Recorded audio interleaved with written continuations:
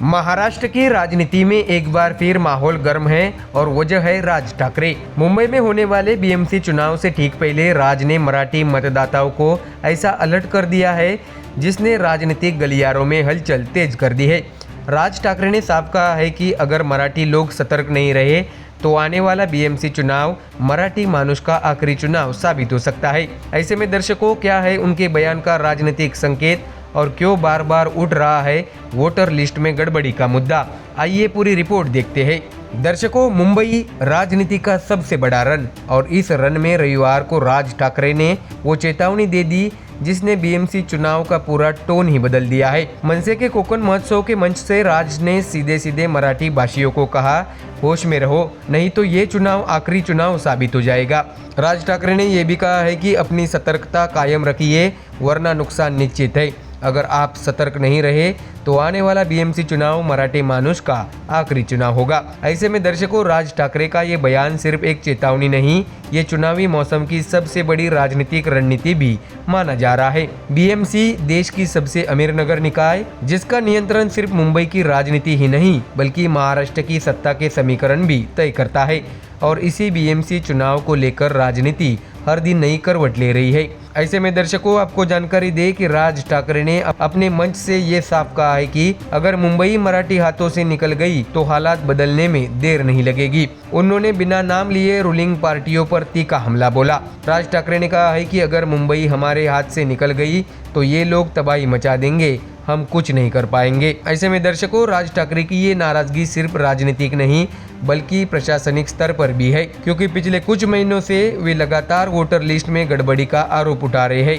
कुछ दिन पहले विपक्षी दलों ने इसी मुद्दे पर एक संयुक्त मार्च निकाला था और उस मार्च में राज ठाकरे भी शामिल हुए थे।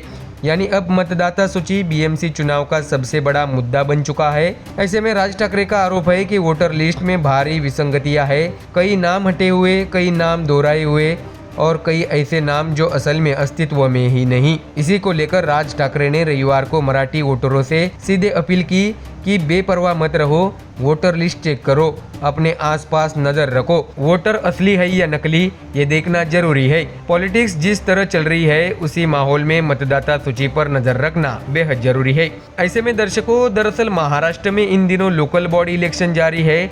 नगर परिषद और नगर पंचायत चुनाव के बाद अब अगला बड़ा चुनाव है मुंबई महानगर पालिका। ऐसे में विपक्ष लगातार आरोप लगा रहा है कि चुनाव आयोग की मतदाता सूची में गंभीर गड़बड़ियां है और इन गड़बड़ियों का फायदा सत्ता पक्ष को हो सकता है। ऐसे में दर्शकों, राज ठाकरे का बयान ऐसे समय आया है जब बीएमसी चुनाव से पहले विपक्ष पहले ही सरकार पर राजनीतिक दबाव बढ़ा रहा है। शिवसेना, यूबीटी, कांग्रेस और एनसीपी शरद पवार गुट पहले ही चुनाव आयोग और सरकार पर पारदर्शिता को लेकर सवाल उठा चुके हैं। ऐसे में अब मनसे प्रमुख की यह चेतावनी विपक्ष को और मजबूत मुद्दा देती है।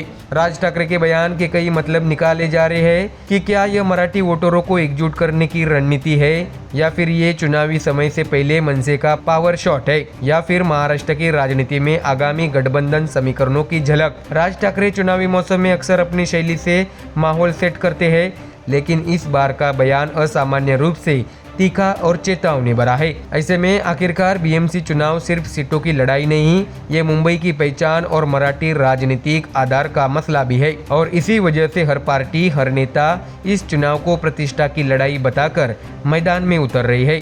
राज ठाकरे की चेतावनी के बाद अब बीजेपी, शिवसेना शिंदे गुट, एनसीपी अजित गुट और एमवीए सभी पार्टियों के रिएक्शन का इंतजार है। तो दर्शकों, राज ठाकरे के इस बयान से चुनावी हवा में नई हलचल पैदा कर दी है। क्या वाकई मतदाता सूची में गड़बड़ी है और क्या इस चेतावनी का असर मराठी वोटरों पर पड़ेगा? इन सवालों के जवाब आने वाले दिनों में और साफ होंगे।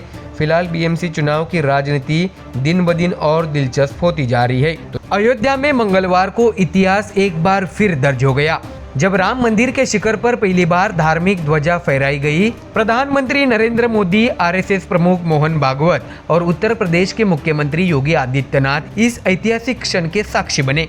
लेकिन जैसे ही मंदिर के शिखर पर भगवा लहराया, राजनीति ने भी अपना रंग दिखा दिया। उद्धव ठाकरे गुट ने मोदी सरकार पर भगवा की मार्केटिंग का आरोप लगाया है। पूरा मामला क्या है, आइए दर्शकों देखते हैं इस रिपोर्ट में।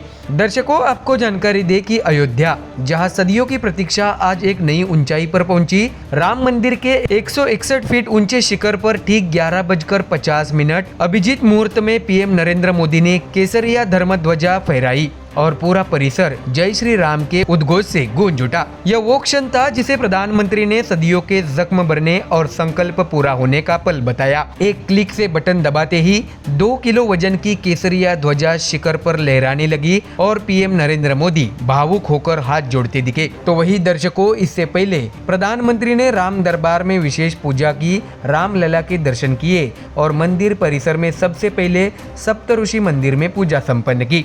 प्राण प्रतिष्ठा के 673 दिन बाद मंदिर अब अपने संपूर्ण स्वरूप में नजर आया और ध्वजारोहण के साथ उसके शिखर ने भी नई पहचान पाली।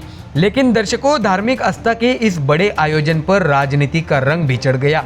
उद्धव ठाकरे गुट ने भगवा ध्वजा को लेकर मोदी सरकार पर तीखा हमला बोला है। शिवसेना यूबीटी नेता अंबादास दानवे ने कहा है कि श्री राम मंदिर पर भगवा लहराना स्वाभिमान की बात है, ये कोई नई बात नहीं, लेकिन जिस तरह भगवा की मार्केटिंग की जा रही है वो गलत है।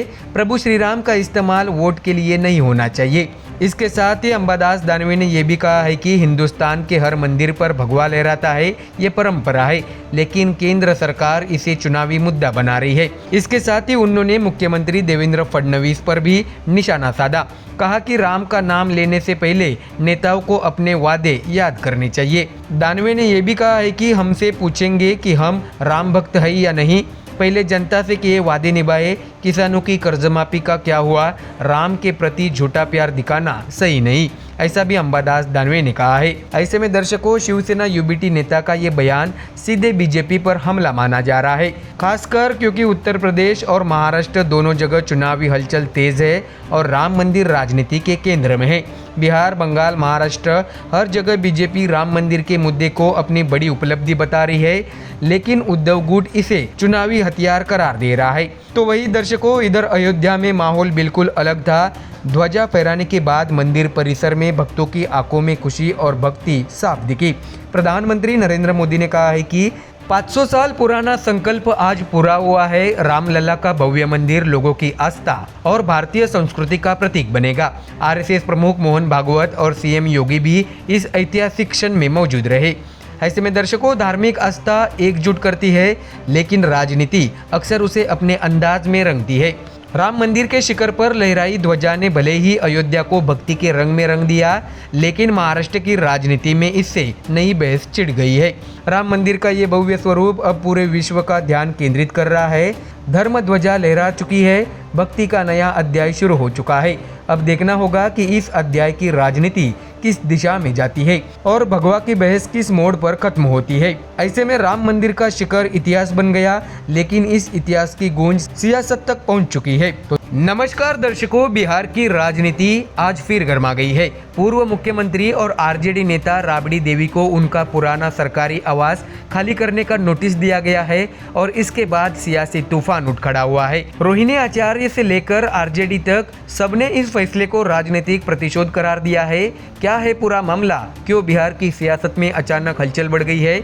आइए दर्शकों समझते हैं पूरी रिपोर्ट। दरअसल दर्शकों, आपको बता दें कि बिहार की राजधानी पटना का 10 सर्कुलर रोड पिछले 2 दशक से राबड़ी देवी का सरकारी आवास और अब ठीक 25 नवंबर 2025 को भवन निर्माण विभाग का एक नोटिस, जिसमें साफ लिखा गया है कि आवास खाली करे, नया आवास आवंटित किया जा चुका है।